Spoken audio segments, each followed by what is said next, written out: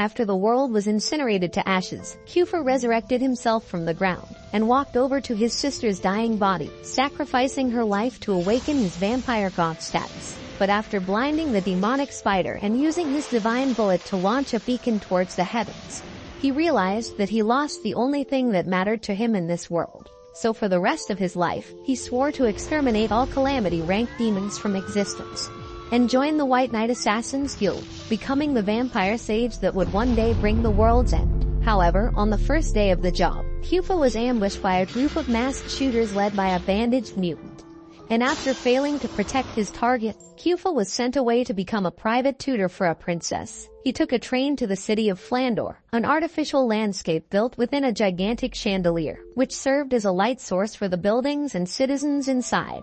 After darkness covered up the entire world, when Kufra arrived at his destination, he was greeted by the maids of the mansion, who told him that he would be working as a combat instructor for the princess of the house, Melinda Angel. However, while they were talking, Melida jumped on the balcony to see her new instructor. But after staring into his beautiful purple eyes, the princess lost her balance and fell to the ground. Sprinting into action, Kufra arrived just in time to catch her in his arms, before introducing himself to Melida as her new daddy. Sorry, I meant private tutor for the next 3 years, because his broke ass had nothing else to do. Kufra also agreed to double as her personal bodyguard. And when it was time for school, he escorted Melida to the academy for her training session. While watching the students fight, Kufra realized that although she was born into a powerful royal family, Melida was unable to use mana to boost her abilities in a battle like the other girls. She struggled to keep up using her sword training, but eventually got bodied by her opponent, and everyone laughed at her for ever thinking that she would become a great warrior someday. Tired of the constant shaming, Melida ran off like a drama queen. But when her cousin Elise tried talking to her about it, she yelled at her, saying that she would never know how it felt to be a worthless loser with no friends. Unlike Melida, Elise Angel unlocked her paladin mana class at a very young age, and after journaling the events of that day, Kufra realized that Melida's mother must have developed plot with another man from a lower rank. Following his boss's orders, Kufra made plans to quietly eliminate the princess and escape the castle, but when he opened the door, he noticed that Melida had already left the room. Meanwhile, across the dark and lonely alleys, Melida struggled to run away from a mysterious entity. And when Kufra sensed that something was off, he ran across the city in search for her. Following her to a rose garden, Kufra realized that the princess was under attack by a group of hideous E-rank lycanthropes dressed up in ugly Halloween costumes. The pumpkin heads continued to torture Melida and beat her up like a ragdoll, while Kufra remained hidden in the bushes, wondering why she didn't just call any of the town guards for help. One of the creatures grabbed her ponytail and was about to give her a free lineup, so Melida yelled at the creature to stop, saying that her golden hair was the only way she could remember her dead mother and feel like an actual part of the family. Hearing those words, Kufra realized that Melida was only just trying to prove her worth to the entire kingdom, and he knew that he couldn't let her end up worthless like him. So in a flash, he sliced up the jack-o'-lantern holding Melida's hair, and as his entire body burned with a majestic blue aura, Kufra destroyed the other two freaks, finishing the last one off with his triple sword combo. Walking up to the princess, Kufra apologized for arriving late to protect her, and Melida pretended like it was all okay. But he knew that she was just acting tough to hide her true feelings. Taking her gentle hands in his own, Kufra promised to always be there for her whenever she called. And as the tears streamed down Melida's face, he said that there was a special way for her to finally be able to manifest her mana. However, it was a risky procedure that had many side effects and could even result in death, so Melida was required to sign an agreement, saying that she was old enough to do a BBL surgery. Desperate to become a real warrior, Melida accepted his terms, so Kufra casted a spell that made the rose petals glow all around them, before drinking out of a strange potion from his pocket. Holding her face like a Disney prince, Kufra poured the liquid into Melida's mouth with a gentle kiss, causing her to fall backwards and plunge into an ocean filled with his little swimmers. The next morning, Kufra examined her body to make sure that the mana transfer spell had actually worked. But Melida was nervous because she had never felt a man's touch before. However, Kufra told her not to worry because even Zendaya had more buns than her, and because she was too shy to think of a comeback. Melida just laid still and allowed him to finish the checkup. After the physical exam, Kyufa said that the spell was successful, but that it had given Melida the mana of a samurai, rather than that of a paladin which Elise and the rest of her family possessed. And to make things worse, Kyufa said that Melida was not allowed to use her powers in public until after a couple weeks, because it could make the media spread bad rumors about her. Despite all of this, the princess was glad that she was finally a real warrior with powers, so she promised to work hard and become a great fighter under Master Kyufa's guidance. Later that day at school, one of the class bullies, Nerva, walked up to Melida and took her favorite textbook without asking, before strutting out of the classroom with her squad of ugly brats. Although she now had the power to stand up to them, Melida was forced to act like a hopeless princess and do nothing, just so she could keep her mana abilities a secret. Kyufa noticed the sad look on her face, and he promised her that it was all worth it, because she was going to annihilate all of them at the fighting tournament a week from now. Being a trained assassin, Kyufa was able to detect that someone was spying on them, and when he yelled at them to come out, his pink hottie from the train suddenly appeared, with Elise standing by her side. She introduced herself to Melida as Elise's new instructor, Rose Prickett, and the princess was shocked that she was shaking hands with a legendary member of the mighty hero squad. Apparently, Rose was a magical prodigy, who gained the ability to use mana at a very young age, and she went on to become the youngest member of the hero squad, as well as an honored knight of the King's Guard. Seeing that they had met before, Rose was eager to continue her relationship with Kyufa, but being a shameless scumbag, Kyufa smacked her hand away and said that he never tasted the same honey pot twice. Annoyed that she had let him hit it the first time, Rose said she was going to make sure that Elise defeated Melida at the tournament, before running off like a crazy ex-girlfriend. It was finally time for the competition, but while Melida was getting all anxious about her powers, she noticed that her father was also attending, and she knew that she had to impress him. However, when she got into the hallway, Melida started to panic again, and Nerva came along to make things worse, calling her a pathetic crybaby and a useless waste of royal blood. Tired of her loud mouth, Kyufa greeted the bratty girl like a gentleman, before telling her to return her ugly-ass pigtail wig to whichever swine she had borrowed it from. His words made Nerva very angry, and she was about to slap his face when Melida suddenly got up and smacked her hand away, saying that Kyufa was more important to her than a bunch of fake friends. The girls laughed at her weird taste in men, before walking away into the arena, and when Melida realized that she had just screwed herself over, she bent down and began to panic again. Kyufa was happy that she had stood up for him, but he was also worried that he would lose his job if Melida failed to impress her father by defeating someone at the tournament. The head teacher raised her scepter for the games to begin, and while her teammates quickly moved forward to battle the other girls, Melida decided to face her fears and take on Nerva herself. Intent on humiliating Melida, Nerva charged at her with a powerful mana blast, but Melida shocked everyone by surrounding herself with a golden aura and deflecting the move with her sword. Although she was surprised by this achievement, Nerva began to talk crap about her opponent to make her feel worthless. So Melida decided to shut her ass up with a sharp kick to the gut. She tried getting up to fight back, but Melida outsmarted her by blowing sand on her eye to reduce her vision, before smashing her against a hard rock with a fierce mana blast. Furious that the useless Melida angel was tossing her around like a baseball, Nerva cranked up her mana to 100, before destroying the ground with her earthquake combo move. Thinking that she had won, Nerva walked over to Melida and told her to beg for forgiveness. But the princess shocked her by getting up again and surrounding her with a massive tornado. She began to clash her weapon against Nerva's, pushing her backwards with each strike. But when it was finally time for Melida to land the finishing blow, her mana glow suddenly vanished. Now Nerva had the upper hand, and she quickly smashed Melida away with her staff, before shooting her down with multiple mana blasts, until the princess was too weak to fight back. Nerva ordered her to give up and tell Kyufa to become her new instructor, but Melida refused, saying that she could never share the same whiner with a low-class girl like her. Raging with anger, Nerva began to summon her ultimate combo move, but before she could finish saying the words, Melida took her out with a single strike from her golden phantom blade. Kyufa was shocked that Melida was able to pull off such a delicate technique, and he figured that she must have spent the entire night practicing it before the tournament. Now that Nerva had been taken down, Melida's teammates came together to block the other opponents, giving her the chance to claim the first round of the contest for her team. After the match, Melida was very excited to meet up with Kyufa, who congratulated her on the victory. but her arrogant father just walked right past them and pretended not to see her. However, Kyufa told Melida to cheer up because she had finally proved herself to be a true warrior, and Nerva warmed her heart by returning her spell book and apologizing for everything.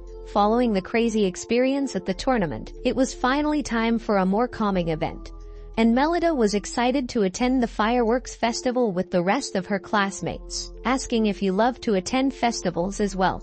Kyufa remained silent on the matter, and Melida said that he was playing hard to get for someone who already knew every curve in her entire body. Eager to change the subject, Kyufa confessed that he had never attended a festival before in his life, because he grew up in a place where all that existed was eternal darkness. Melida was sad to hear this, so to lighten up the mood, she went on to explain how all the girls from her school would wear matching costumes and dress up like swans for the festival. He asked her to try the dress on, but Melida was too shy and didn't expect him to be so direct, so she said that it would be better if she wore it at the same time with the other girls. Asking if he could dance with her at the festival, Kyufa said that he had some important work to do, but that he would show up at the last minute to spin her around a few times. On the night of the event, all the girls were happy in their matching costumes, until Elise arrived and stole the show with her overpriced dress made by Donatella Versace. Some of the lower class girls hated Elise's dress, and they began to call her a show-off, so she ran away to avoid all the nasty comments, with Melida quickly chasing after her.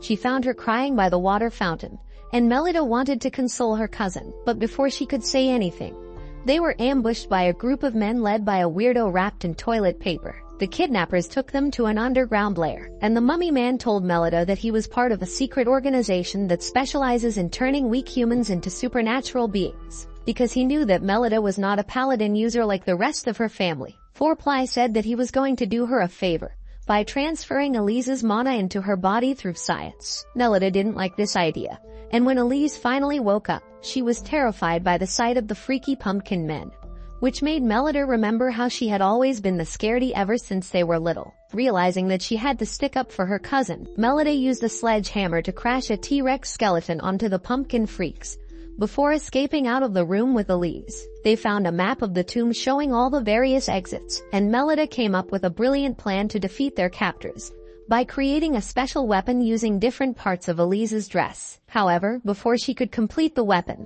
the jack-o'-lanterns caught up to them, smacking Melida to the ground and taking Elise as their prisoner. Not ready to give up just yet, Melida was able to summon fire from beneath the earth, turning her weapon into a magical flamethrower, which she used to cook the circus freaks into pumpkin pies. After this, the girls quickly made their way towards the exit, but they were blocked by Paper Towel, who smacked both of them to the ground with a single hit. He was still intent on performing the experiment on the girls, but when he looked into each of their eyes, the mummy man realized that their combined powers would be too much for him to handle. He was just about to poison Melida with his green aura when Kyufa and Rose came bursting through the door and defeated all of the low-ranked creatures with their superior abilities. Kyufa went after the mummy man alone, but the crazy dude injected a box of goo with a strange chemical, transforming it into a humongous beast that was too strong for any warrior to fight. Despite the unfair advantage, Kyufa still fought bravely with his opponent, blocking all of his surprise attacks in midair until he was able to finish him off with a blue inferno move.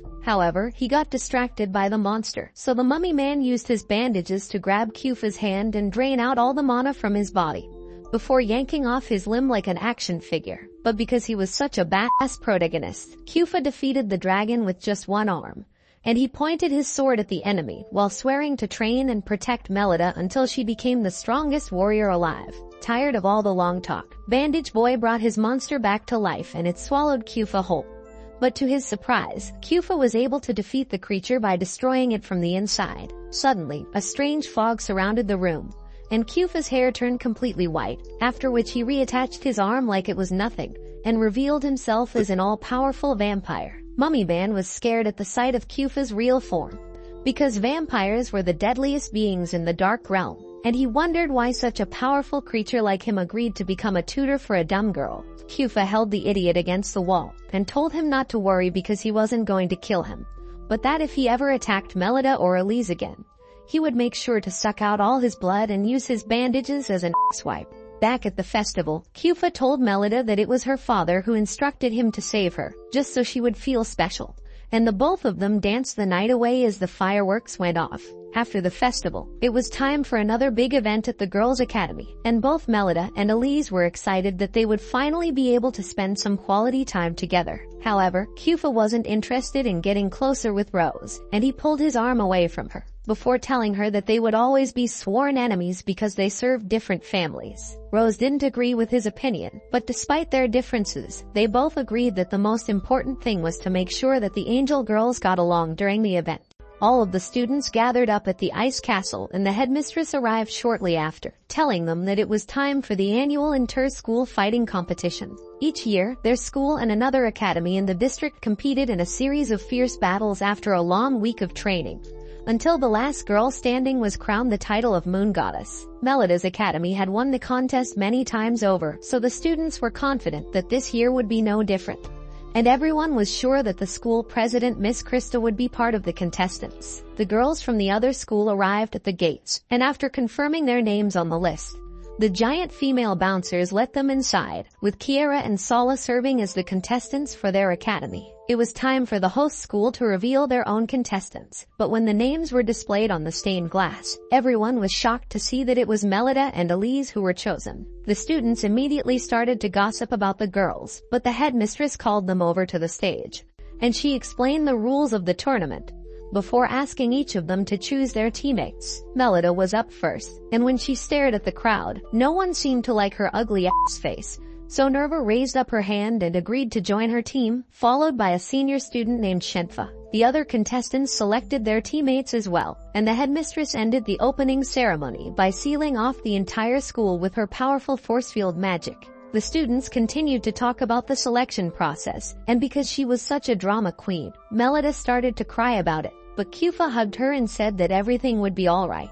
This sneaky little girl is just trying to feel on some vampire tea. They began to train later that night, and Melida's reflexes were still not good enough to block all of Nerva's attacks. So Kufa told her to try harder, but Shenfa suggested that they all take a quick break. While she was resting by the bushes, a random girl from the rival academy met up with Melida, telling her that she had to defeat Elise in order to prove that she was a real member of the Angel House. However, Melida didn't want to start a petty rivalry with her cousin because of a family title. But before she could respond or ask for the girl's name, she suddenly vanished with the wind. While everyone was asleep, Elise's chaperone Mrs. Othello snuck out to do some shady stuff. But Kufa the night owl was still awake, and he nearly gave the old woman a heart attack when he called out her name. Being a master detective, Kufa pulled out a piece of stained glass from her dress, which was proof that she had switched up the names during the opening ceremony, and Mrs. Othello was forced to confess everything like a noob criminal. Rose and the girls were also awake, and when Elise asked her why she had done such a thing, the old lady said that she wanted to show everyone how Melida Angel was nothing but a fake princess. Furious at the old hag, Melida told her that nothing could ever separate the bond that she shared with Elise, and that she was going to prove everyone wrong by winning the tournament.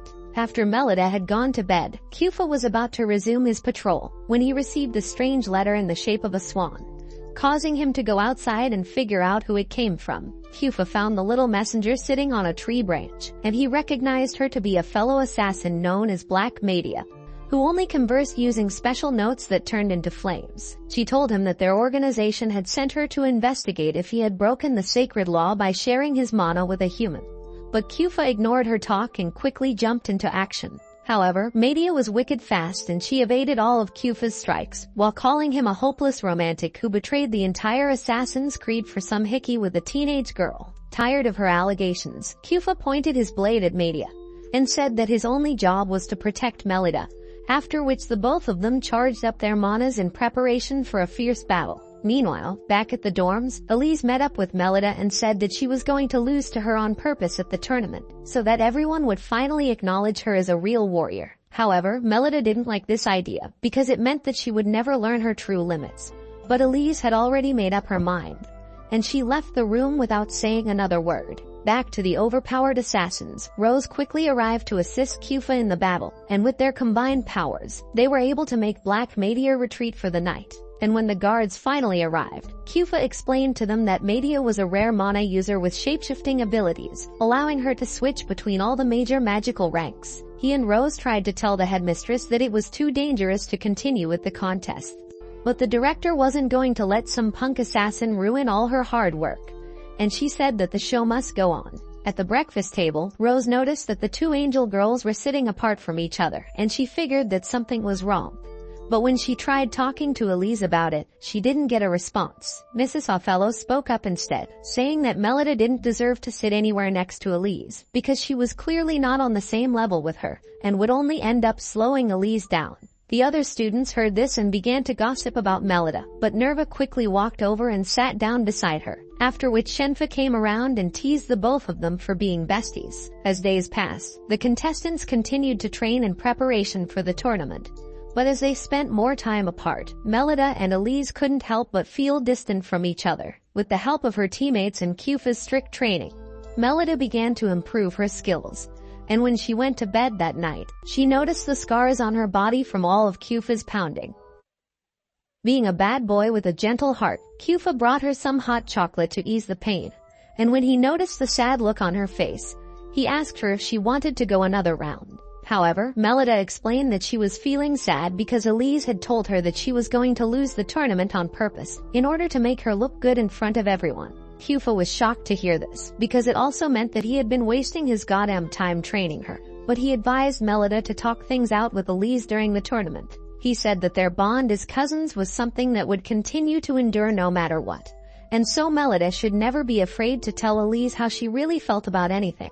The big day had finally arrived, and while everyone was excited to watch the action with their special goggles, Kufa had to leave the crowd and look around for any sighting of Black Media. The headmistress raised her scepter to announce the start of the tournament, and all the teams made their way into the ice castle, with Melida and her crew being the last ones to enter. They were quickly attacked by members of Elise's squad, and while the other girls were occupied with their own opponents, Melida immediately went forward to face Elise in a showdown. Meanwhile, Kufa noticed someone strange standing on the rooftop, and he figured that it was Black Media disguised as a student, so he told her to turn herself over to him quietly. However, the girl teased him, saying that she would rather bend over for him instead, so Kufa slashed her bag away with his blade and held her against the wall for being a naughty girl. He told her to cut the crap, but the girl placed her hand on his face and said that she wanted to sit on it like a chair, so he drew out his sword.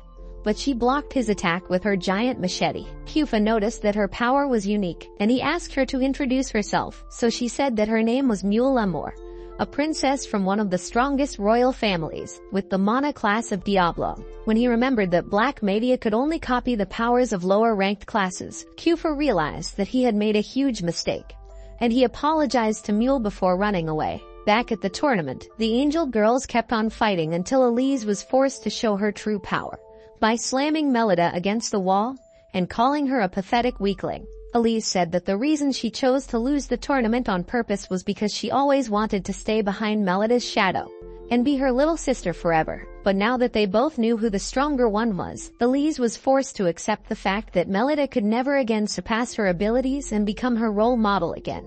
However, to her surprise, Melida managed to block her attack, and she said that she was going to prove her worth to Elise by kicking her ass and winning the tournament. Elise stepped back to charge up her mana for the ultimate strike, but Melida anticipated this move, so she smashed her sword away, before pinning her to the ground like a kickboxer. After showing her who's boss, Melida told Elise that she would continue to improve her skills so that she could protect her from danger, and the two of them hugged things out like sisters. However, unknown to them, Black Media had snuck into the tournament disguised as Nerva, and after observing Melida's fighting style, she knew that Kufa had transferred his mana into her. She began to destroy the castle with her magic, and Melida, who was still on a high from defeating Elise, decided to take her on, but Media wiped the floor with her ass like a dirty old rag. When the ice bouncers realized that they had been played, they tried to force Nadia to the ground, but she resisted and ended up using her strong mana to crush them to pieces. She was about to do the same with Melida when Kufa and Rose suddenly arrived, and because he wanted a private show, Kufa took Media out to the forest and asked her to choose between his blade and his hardwood. However, Media said that she was still too young to taste either of those things, and so he made her promise to deliver a letter to the chief assassin, saying that he wasn't actually a traitor. Following the week-long fiasco, the tournament finally came to an end, and after all the votes were casted, Kara Espada from the rival academy was crowned the new moon goddess. Although none of them had won the title, the girls were excited that their relationship was back to normal, and Melida asked Elise to join her new combat team, to which she happily agreed. Later that night, Melida, Elise, and two other girls snuck out of their rooms and passed through an underground waterway to attend a secret after-party hosted by the senior students. When they got to the venue of the party, Melida and the others were shocked to see how pretty the place was, and they admired all the different plot armors that the students had on. Shenfa and Kara welcomed everyone to the show, and they raised a toast to the good friendship between their schools, before telling the girls that the party was a tradition passed down by the former students. After the quick intro, the girls went straight to stuffing their bellies with delicious treats, and while they were busy eating,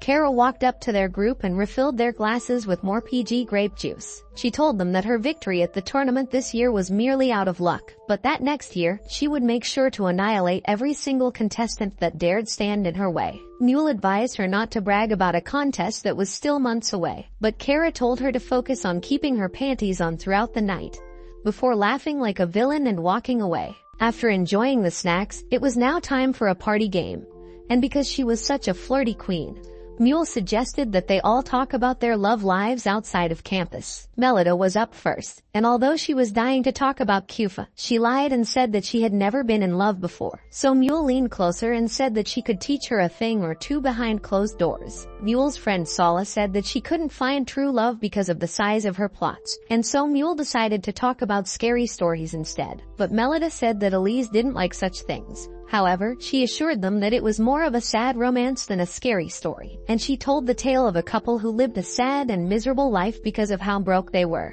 The losers couldn't even afford to pay rent, and so the drunk-ass husband decided to kill his wife and rip her heart out, before running out of town and drowning himself in the ocean. Elise wasn't terrified by the story at all, so Sala decided to switch things up by telling them how the dead wife turned into a ghost known as the Grey Witch, who attacked young girls and tore out their hearts. Sala's plot twist seemed to work, and Elise fainted right away in Melida's arms.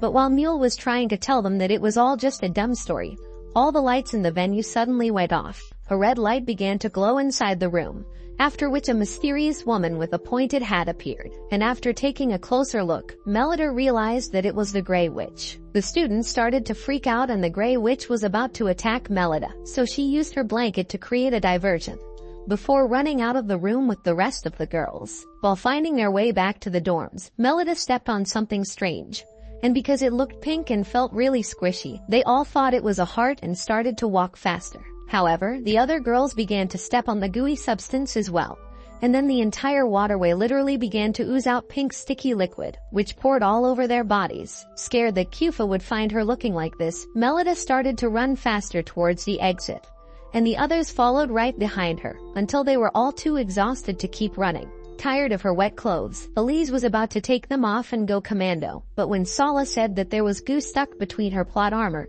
everyone wanted to have a feel of her juicy melons. The Grey Witch suddenly arrived to ruin their fun, but this time Melon Plots decided to fight back. But for some reason, she lost control of her powers and fell back into the water. Melida decided to take up the fight, but her basic sword move was easily dispelled by the Grey Witch's powerful magic. And it was at that moment that the girls knew that they were all screwed. The girls started running towards the other exit, while the Grey Witch chased after them. And when they finally returned to the courtyard, they were glad that she had stopped following them. Kufa arrived just in time, and the girls were glad that they were finally in safe hands.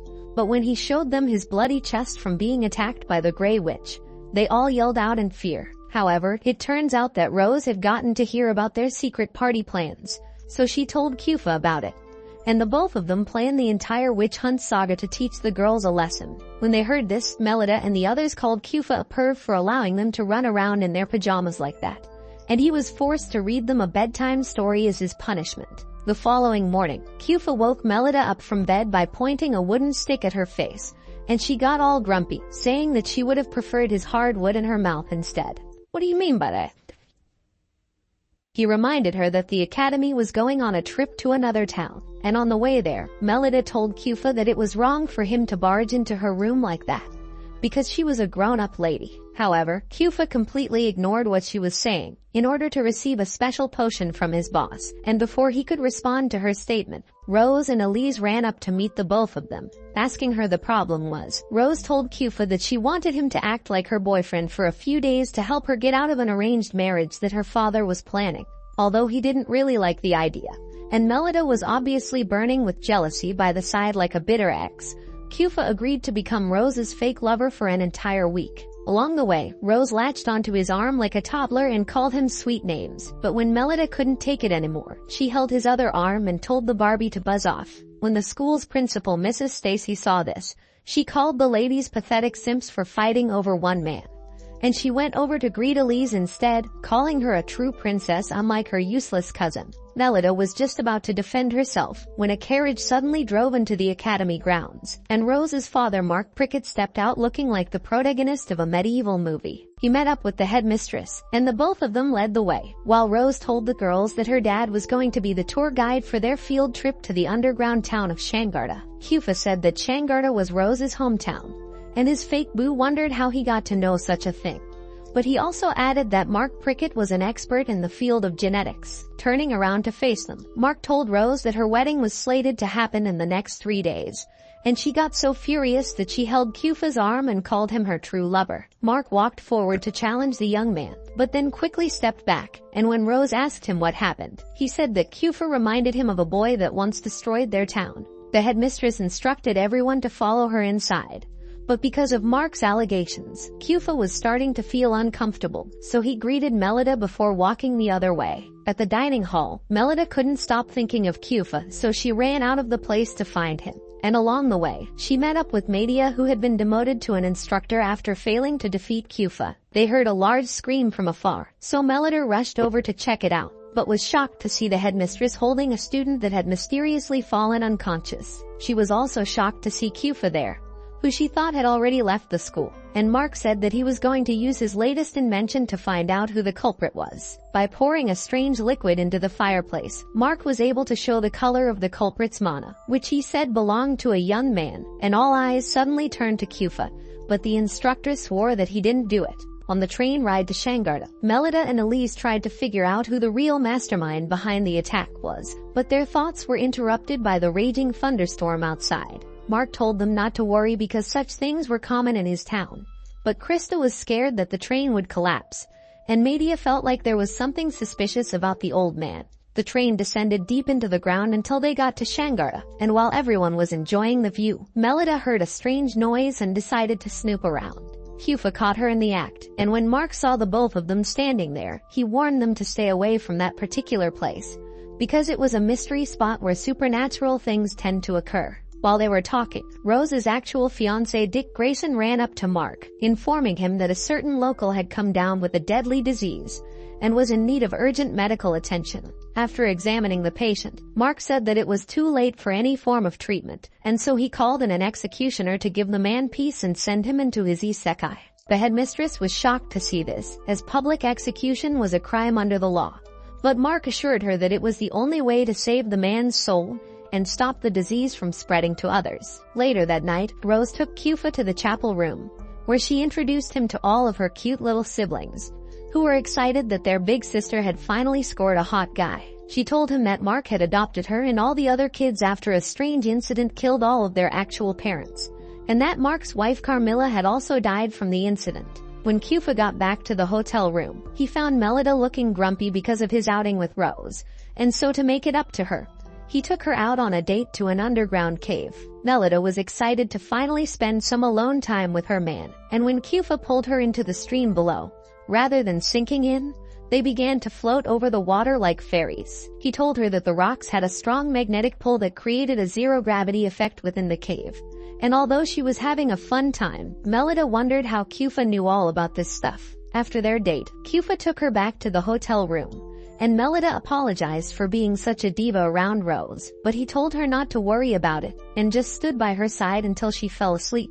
The following day, Melida and Elise joined the rest of the students at the chapel, but were shocked to see that all of Instructor Rose's siblings had been sent into an early isekai. The headmistress pointed out that the incident was very similar to the one that happened at their school, and because he already hated him, Mark ordered all of his men to hunt down Kufa. While everyone was going for the training session, Melida snuck out of the group to find Kufa, but she was caught by Media, who called her a simp for risking her life over some dumbass guy. However, she agreed to help her find the lover boy, and when they got back to the hotel, Media changed out of her clothes and put on a school uniform to disguise herself from the public. a hotel attendant suddenly walked into the room, so to avoid getting caught, Melida pretended to be Media's big sister while hugging her tightly, and the attendant gave them a candy bar for being so cute. When they got out of the hotel, Melida was eager to get some intel about all the mystery spots in town. But when she asked two ladies about it, they scolded her and gave her some candy instead. Being a professional assassin, Media told Melida to watch and learn, and when they stopped by a flower shop, she pretended to be interested in a particular rose, drawing the attention of the shop owner. The old lady told her that the flower was a breed that only grew in Shangarda, and by using the power of her cute eyes, Media was able to get the woman to tell them all about the mystery spots. Using the shop owner's descriptions, Melida and Media were able to track the location of another mystery spot, which was an abandoned house that looked like a prop from a Halloween movie. When they got into the house, Media noticed that there was something strange about the place, so she started to inspect the floorboards, until she found a hidden staircase leading deeper into the ground. Making a fireball with her powers, Media told Melida to stay close, and the both of them descended the stairs until they got to a dungeon filled with an endless number of prison cells. Pointing her torch at one of the cells, Media and Melida were shocked to see corpses of dead Shangarda residents inside, and Melida recognized one of them as the man that was executed a day ago.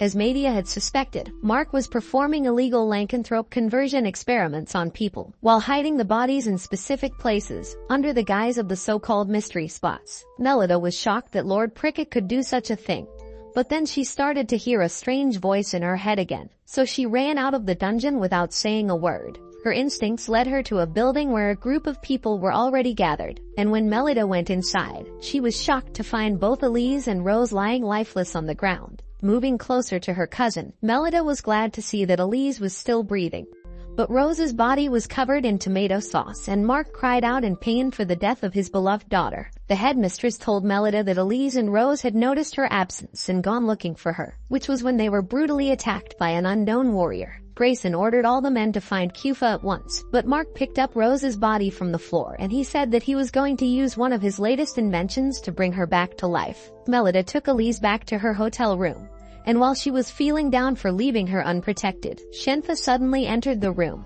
telling her that the townsfolk were after her as well. It turns out that someone had attacked Mark while he was on his way to revive Rose, and because Kufa was nowhere to be found, the men planned on capturing Melida as bait to lure in the criminal. Blocking the entrance door, Shenfa instructed Melida to leave the room immediately, so she looked at Elise one last time, before grabbing her sword and jumping out through the window. Running back to the same garden from the first day, Melida used her sword to destroy a huge boulder, revealing a secret stairway leading underground, similar to the one at the haunted house. Facing her fears, Melida ventured into the dark tunnel alone, until she found a secret library, with books written by Mark Prickett on how to transfer the genes of a lycanthrope into a human. Suddenly, the voice that Melida was always hearing started to speak up again, and when she asked the stranger to show himself, Instructor Rose appeared through the door instead. Melida was glad to see her alive, but Rose had a weird glow in her eyes, and she opened her mouth to reveal two sharp fangs, before telling Melida that she was going to suck out all of her bodily fluid.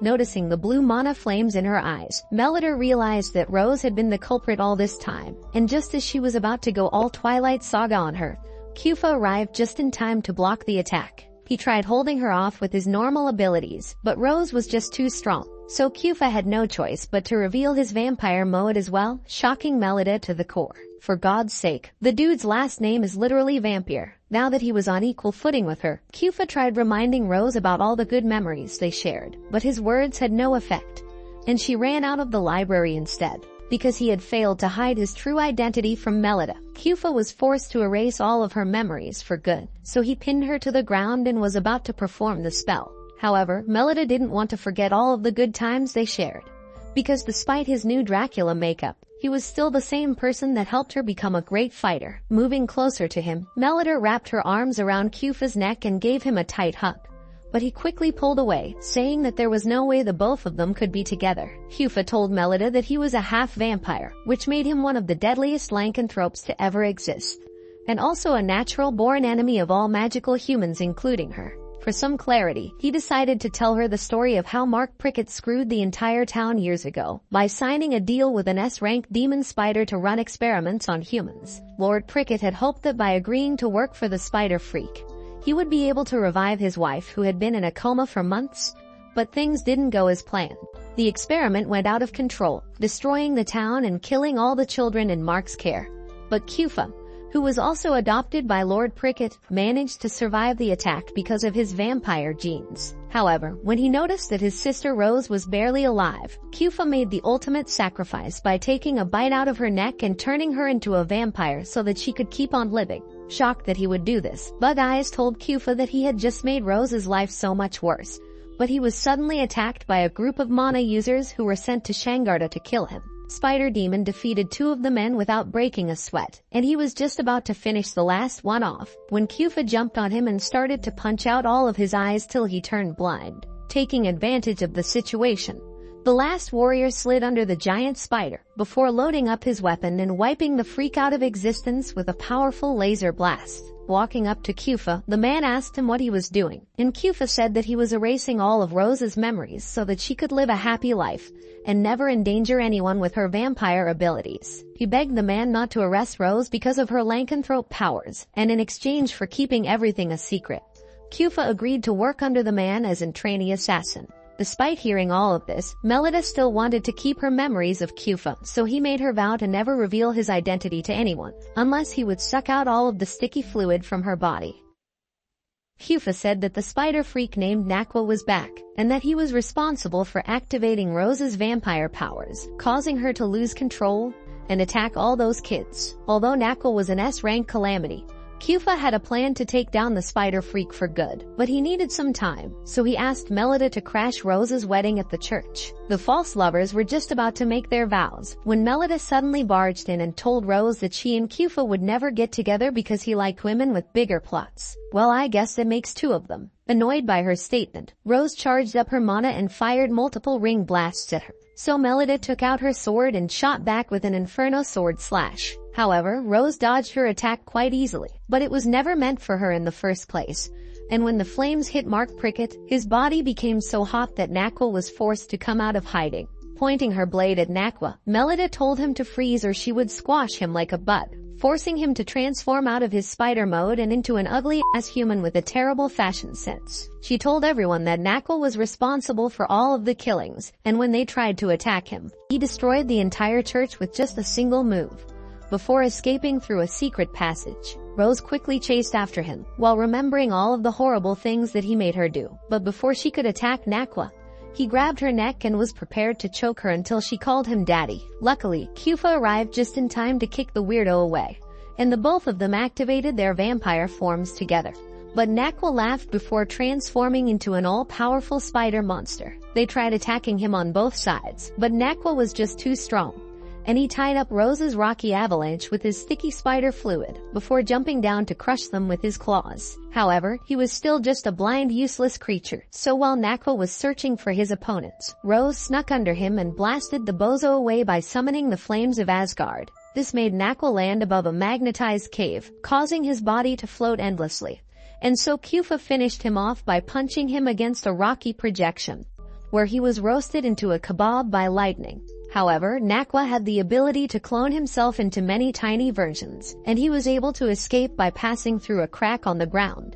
But Kufa already had a plan to deal with this, and when Nakwa's clones appeared at the chapel, Melida and the other girls used their powers to destroy every last one until there was nothing left for him to regenerate from. After the battle, Rose recovered all her memories of Kufa from when they were little, but because he wanted her to keep living a normal life, he was forced to watch her cry as he sealed them away again. Meanwhile, Mark was sulking over the fact that his wife was about to die, so Kufa gave him a drug to reverse the effects of whatever experiment was performed on her and bring her back to life. After the whole Shangarda incident, Mark turned himself over to the authorities, and all the girls were glad to take the train ride back home and finally leave the creepy ghost town. Several months passed and it was almost time for the end of the school year, so the headmistress talked to the students about a special exam that would take place before the graduation ceremony known as the Vibria Goth Certification Exam. Kufa explained to Melida and Elise that Vibria Goth was an underground library containing millions of books from around the globe, and Rose added that the certification exam was extremely dangerous. However, he told them not to worry because only senior students were allowed to take the exams. But suddenly the headmistress walked up to them and asked the angel girls to participate. She said that in order to prove to everyone that they were actually worthy of being the school's contestants at the Moon Goddess competition, the girls had to take at least the first step of the Vibria Goat exam. Meanwhile, at the Shixel residence, Sala's brother Surge Shixel held a meeting with a group of nobles, where he told them that Melida's true mana class was actually samurai and not paladin. The nobles were surprised to hear this and they began to question whether or not Melida was a member of the angel household. So Surge said that he was going to make her fake ass known to the public. Mule suggested that the best way to do it was for her and Sala to trick Melida into saying her mana class out loud during the Vibria Goat exam, while they recorded it using an enchanted audiobook. After the meeting, Sala asked her brother if he was doing the right thing by ratting out Melida like a snitch.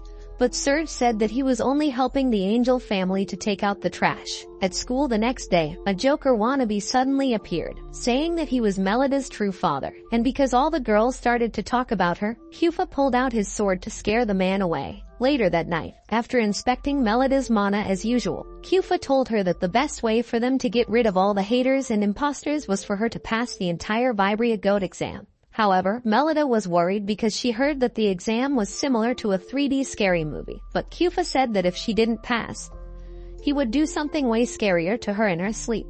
To make things interesting, Melida agreed to pass the exam only if she would get a reward. So Kufa said that he would take her to the candy shop and let her lick his lollipop if she passed. With that settled, Melida and Elise joined the older girls to take the exam. And after they had all gathered around the magical elevator, the headmistress verified her identity, and they began to descend. Along the way, the headmistress told the girls that they were all expected to find the layer of the library that corresponded to their class, and complete the exam before the hourglass ran out. But before they could descend completely into the library, the elevator suddenly stopped working, and the ladies were attacked by mysterious wild vines, scattering them into different parts of the abyss. Meanwhile, as Kufa and Rose waited for the girls to return, one of the nuns rushed over to tell them that a special guest had arrived at the academy, asking to meet with Melida's instructor. The guest happened to be Melida's father, Duke Felgus Angel, and when Kufa told him that Melida was taking the Vibria Goat exam, he said that none of it mattered,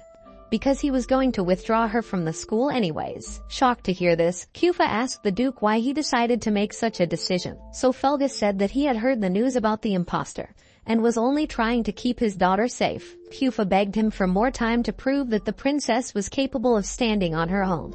But Felgus said that Melida was too weak to become a warrior, and would be better off as a housewife. No feminist opinions were hurt in the making of this video. However, Kufa said that the princess was going to join the hero squad one day. But at that moment, a letter was delivered to Duke Felgus, telling him that Melida and the others were in danger. The wild vines separated Melida and Elise from the rest of the group, and as they tried to find their way back, they were attacked by the ghosts of the librarians that worked at Vibria Goat. After a long battle, Melida and Elise were able to defeat the ghosts. While they were celebrating their victory, a dozen more ghouls appeared and surrounded them on all sides. Looking around, the girls were certain that it was time for their isekai. But then a strong tornado appeared and wiped out all the monsters, after which Sala and Mule flew down to meet them. In order to keep their plan of exposing Melida a secret, Mule told the girls that she and Sala were also participating in the exam, and that they should all join forces to finish it together. Using one of the books in her purse, Mule was able to pinpoint their exact location. And when the angel girls appeared to be shocked by this trick, Mule decided to show them all of the special books in the library. She handed Melida one of the texts and told her to say the words "once upon a time," after which a cloud of smoke covered the room, and the girls were all dressed up like fairy tale characters. Melida transformed into Cinderella, Elise became Ruby from Little Red Riding Hood, and Mule became a female genie. But Sala paid extra for the peaches and got turned into the Little Mermaid. Frustrated with their tiny plots, Melida and Elise decided to fulfill their fantasies by touching Sala's squishy melons while Mule held her down, until the spell finally wore off, and they all changed back. Focusing on the exam, the girls climbed down the stairs to the appropriate layer, and after reading the instructions, they understood that their task was to tidy up the pile of books on the ground. However, things started to get tricky when lots of tiny demons started to pop out of the books, so Mule explained that they had to kill the demons first before the books could be arranged. Melida decided to take on the demons while the others handled the rest.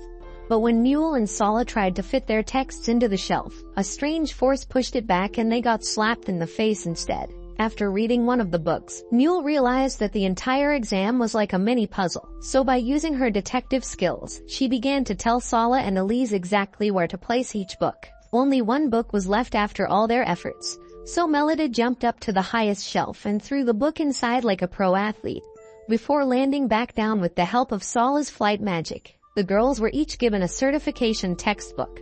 But before leaving the arena, Mule decided to complete her actual task by asking Melida to tell them why she was taking the exam in the first place. After hesitating a bit, Melida said that she took the exam to prove to everyone that she was a true child of the Angel House, and Mule smiled before offering to show them a shortcut out of the library. However, because Sala wasn't happy with the whole scheme, she grabbed the book from Melida's arms and said that the entire exam was just a trap for them to expose Melida's secrets. Tired of her big mouth, Mule snatched the book away from Sala, and after confirming that Melida was indeed a samurai class, she leaped out of the library like a trained ninja. Sala helped them chase after her, and when Melida finally caught up with Mule, she tried getting an explanation for her betrayal.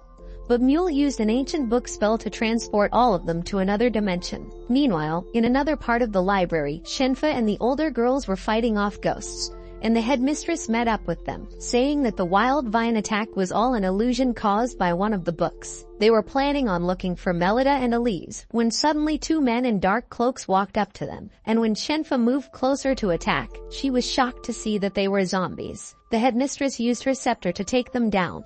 But then the real mastermind behind the attack appeared, and he introduced himself as Crawdall, a powerful wizard who was part of a villain squad known as the Grim Guild. She asked him why he had invaded their school, but Crawdall ignored her question and revived the zombies with his dark magic. So the headmistress charged up her mana and defeated all of them with a single strike. However, while she wasn't looking, Crawdall used one of the zombies to stab her in the back. And then he ordered the rest to finish her off, but Kufa arrived just in time to save the day like a Power Ranger. Annoyed by the arrogant display, Crawdall increased his army of undead soldiers and ordered them to kill Kufa. But the useless protagonist took them all out with ease, before defeating Crawdall with 1,000,000 sword slashes. The headmistress was about to leave this world, and she asked Kufa to protect the students for her. But then Crawdall reappeared as a giant skeleton, and summoned an army of undead ghosts. Everyone quickly ran towards the elevator, but they were blocked by Crawdall and his army, so Kufa chose to defend them. But the ghouls were too much for him to handle in his human form. While Kufa thought about the risks of revealing his vampire mode, toilet paper suddenly arrived to shield them from the attack. Before stretching out his bandages to strangle Crawdall and defeat his minions, Kufa thanked the mummy man, whose real name was William, and although the other girls were terrified by his Egyptian swag, Shenfa walked up to William and thanked him for saving them. William, who was formerly a member of the Grim Guild, decided to warn Kufa about the guild's plan to kidnap all the students. But luckily, Rose and the others were able to take care of that threat. Unknown to them, Kufa's boss was also around, so William decided to strike a deal with the assassin, agreeing to become his apprentice in exchange for turning him into a human again. After securing a new cadet, the Kingpin went on to tell Kufa about Serge Schixel's plan concerning Melida, and how Kufa needed to act fast to stop the rogue from destroying her image. When Melida arrived in the new world, she noticed that her outfit had changed and that Elise was held captive by card soldiers.